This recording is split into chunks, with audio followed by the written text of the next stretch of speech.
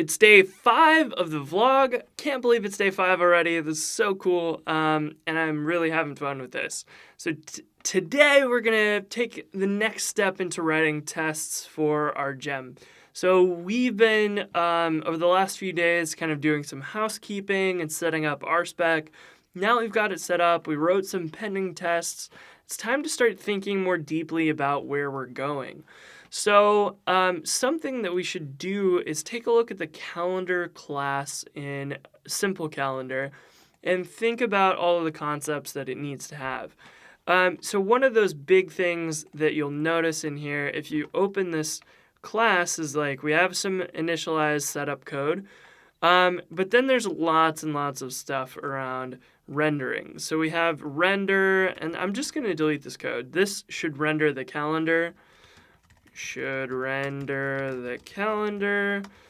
Render header should it should render the header. Obviously, I don't need comments because this is actually pretty obvious. So the table, so the header and then the table underneath that. And so then you've got, and the header is the one with the like next and previous links and the title of the calendar. And then the table actually has its own little header inside of it. Each week is a table row. Each day inside of there is a TD, so on. So we can just kind of clear all those out, and those should be obvious what they're doing. And then we get into all of these like helper methods that I've written here at the bottom. And we can go through these and kind of think about what's going on. So I had this param name, and I wanted it to be configurable. So the param in the URL is start date. Now, this comes in, or it has a default, and the default start date is going to be the one that determines how the calendar should render. So if you give a month calendar a start date of May 3rd, then it's obvious that you should render May as the month calendar.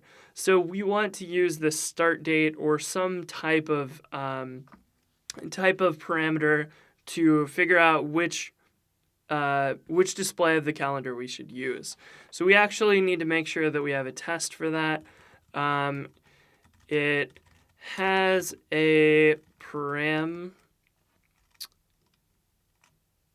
Let's see. How do we want to think about this? So it needs a param, and that it has a param that determines the start date of the calendar. So it also needs to generate a default date if no start date is present. So this is one of those things that, regarding the date range, actually, it has some work that it needs to do. So if you have a calendar and you have no start date, then today being July or June 28th should not render July, it should render June, and it should just have this, we're at the end of the June month. And maybe if you're doing a 2-week calendar, maybe you want the beginning of the week to display and then next week in July to display. So all of these calendars need to work differently, but they're all going to have some things in common, which is a start date and a range of dates. And the parameter name in the URL maybe doesn't need to be customizable. I actually don't know how many people are customizing the start date param name, and it might be nobody, and maybe we don't need to allow that to be configured. I probably don't think it needs to be configurable, but I did it before, and I'm not quite sure if people need that. So if you are watching this and you have an opinion on that, leave a note in the comments or in a GitHub issue, and we can make sure that we cover that, because I think it's something important to think about. I definitely wrote it before with some intentions. this is another concept that I added as the gem grew, was the idea of events. So most people were rendering this calendar and they didn't have the understanding that if they have an array of events and you're displaying a calendar, for each day of the calendar, you could just grab out the items from the array and print them in there. So it was more useful for me to say, give me all of your events, just tell me which column to sort them on, and then I will pull them out and give them to you each day. It's really no magic. All I'm doing is grabbing the ones for the specific day based upon the start time or whatever field you're using to determine which day it goes in. So I normally call it start time, and that was it. So this does no magic, but it saves you from having to write that code inside the view or in a helper or something like that. So it saves you some time. So yeah, we should also we should also write a test for it, and accepts an array of events. It sorts the events, and it yields the events for each day. So we'll have to come back through all these tests and probably clear up the language a lot. But this is definitely a concept that we want to handle in the gem. So we'll have to have this like concept of events. And so this code we can just get rid of for now. We'll probably make some very similar code to what we've written before. But that's all saved nicely away in the master branch because we're working in a new branch. Now we've got some previous links, the default title, which is empty, the default next link, which is also empty. All of these things are things that we should probably have. So we've got tests for those three. Ideally, though, like we don't want these to be called default whatever because we're trying to make this much more friendly to use. And we were using options before, so you'd pass in the next link option, you'd pass in the title option, and that would handle it. So I was already kind of using the name title, and then there was a default that it would fall back to. And because we're like duplicating things, I ended up naming this stuff that way. And really, you should just be overriding this class and using that instead.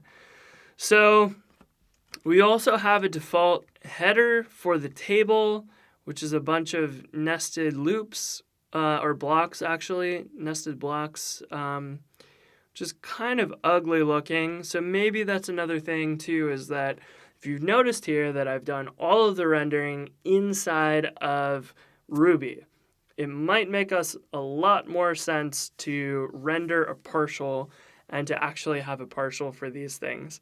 So maybe that is what we can do in this refactoring, is use ERB to render partial and save us from writing all of this view helper code inside of there. So we'll see. We have a lot of work to do that. But maybe we can do that, and maybe we can come up with a really great way of handling those.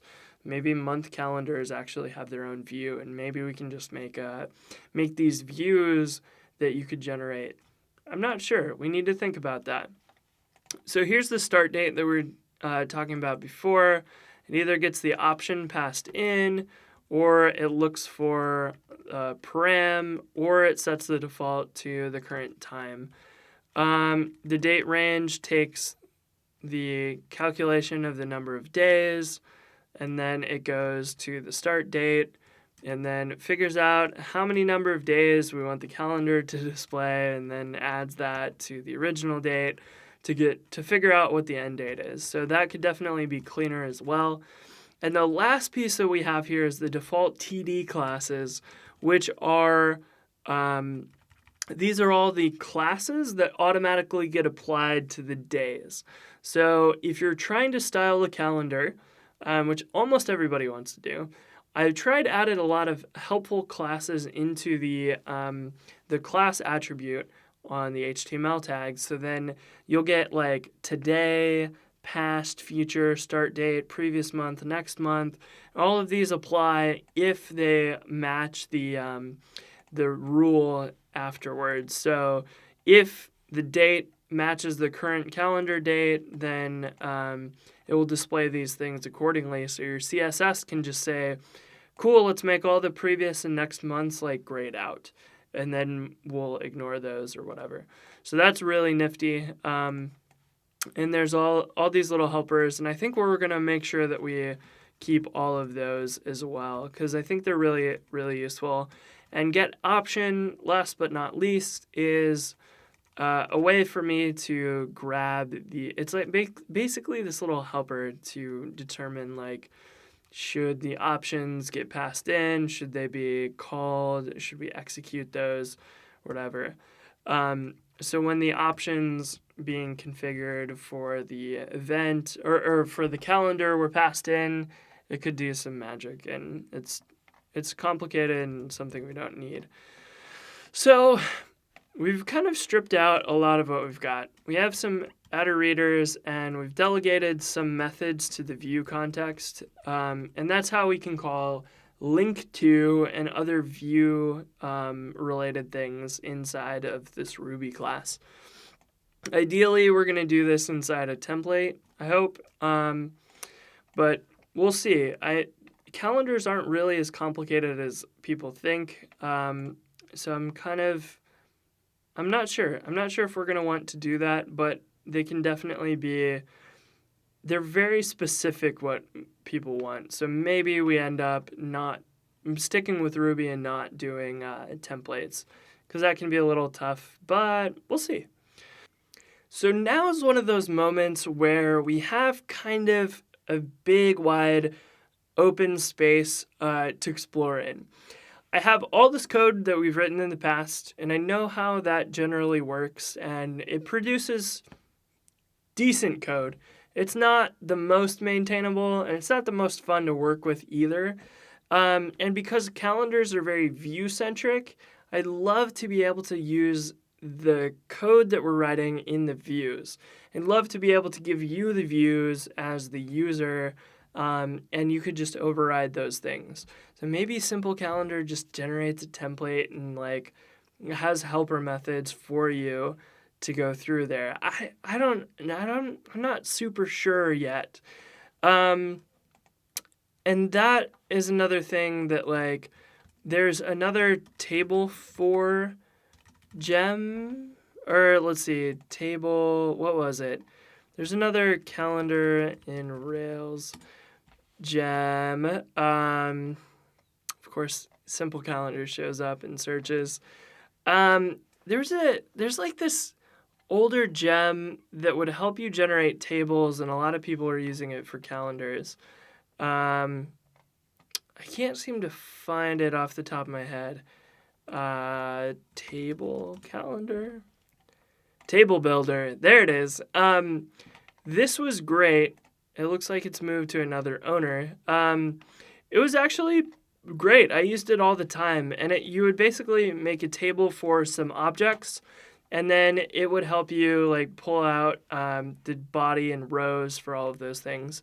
And actually, that's what Simple Calendar is doing behind the scenes, but I'm hiding all of this stuff inside of a Ruby class instead of inside of your template. And I'm not sure if this is the direction I want to go, because one of the pieces that I liked, so here's the calendar for at tasks. So you could put the header rows or header columns in there, the days, the tasks. It would help you do all of that, and I believe that I believe it could do quite a bit, but I wasn't really happy with this because this was like really complicating my views, and I don't know, I'd like to maybe explore this approach again and see if I can improve on their table generator in the views, but I'm actually very hesitant that it's the direction I want to go. So this is where test-driven development can kind of break down, and if I were to go and do this with normal test-driven development, we'd have to scrap all of that, probably spend a lot of time writing tests and like dealing with views that I don't know if I want to do or not. So we're going to go spike this out. And spiking is just this concept of like, just go write code. Don't worry about testing or any of that stuff. Go see if that's an idea you want to continue with. And then come back and reevaluate once you've like figured out if it's good or not.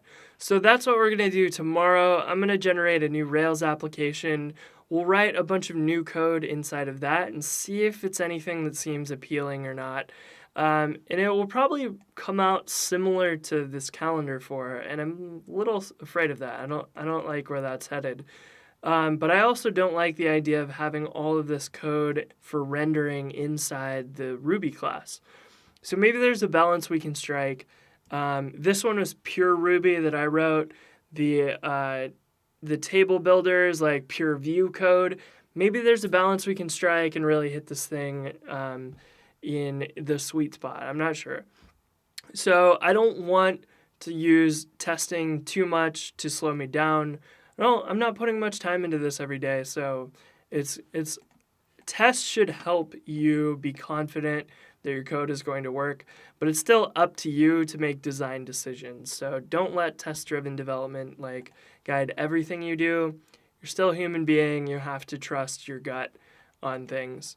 So we will talk tomorrow, and that is what we're going to start doing. We're going to start spiking out some code and see if the Ruby and templating and all that jazz works out. We'll see. I have no idea where we're going. It may be a waste of time, and we might be right back where we started 2 days from now. We'll find out. Peace.